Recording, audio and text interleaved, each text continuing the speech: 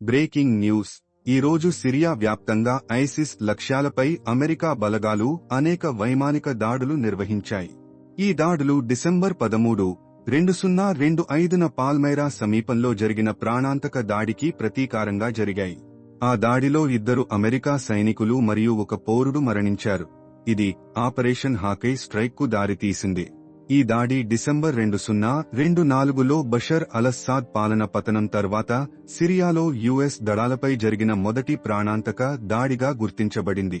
December 19, 2025న ప్రారంభమైన operation హాకై స్ట్రైక్లో America మరియు Jordan దళాలు ఐసిస్ మౌలిక సదుపాయాలను లక్ష్యంగా చేసుకున్నాయి. ఈ ఆపరేషన్లో సిరియా అంతటా 70కి పైగా లక్ష్యాలపై 100కు పైగా ఖచ్చితమైన బాంబులు ప్రయోగించారు. లు అపాచీ హెలికాప్టర్లు మరియు హిమార్స్ గైడెడ్ ఆర్టిలరీని ఉపయోగించారు. జోర్డాన్లు మద్దతుగా నిలిచాయి.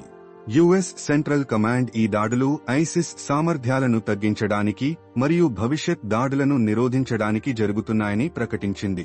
CENTCOM commander admiral Brad Cooper ఉగ్రవాద కార్యకర్తలను వేటాడటం మరియు ఐసిస్ నెట్వర్క్లను తొలగించడం కొనసాగిస్తామని నొక్కి చెప్పారు.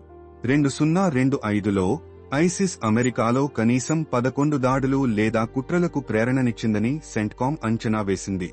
జూలై నుండి యుఎస్ మరియు భాగస్వామ్య దళాలు సిరియాలో ఐసిస్ అవశేషాలతో సహా ఉగ్రవాద కార్యకర్తలను తొలగించడానికి దాదాపు 80 ఆపరేషన్లు నిర్వహించాయి. ఈ ఆపరేషన్లలో 119 మంది ఉగ్రవాదులను అదుపులోకి తీసుకున్నారు మరియు 14 మందిని గత 6 నెలల్లో హతమార్చారు. సిరియా యొక్క కొత్త తాత్కాలిక ప్రభుత్వం కూడా ఐసిస్కు వ్యతిరేకంగా చర్యలు తీసుకుంటుంది. డిసెంబర్ 21న ఒక ఐసిస్ సెల్ను ధ్వంసం చేసింది. ఐసిస్ ముప్పు ఇంకా పూర్తిగా తొలగిపోలేదని మరియు దానిని ఎదుర్కోవడానికి నిరంతర నిఘా మరియు సమన్వయ ప్రయత్నాలు అవసరమని ఆపరేషన్ హాకై స్ట్రైక్ స్పష్టం చేసింది. ఈ ప్రతీకార చర్య అమెరికా నిబద్ధతను తెలియజేస్తుంది. తాజా అప్డేట్స్ కోసం మాతోనే ఉండండి. మరిన్ని వార్తలు మరియు తదుపరి కథనాల కోసం మమ్మల్ని ఫాలో అవ్వండి.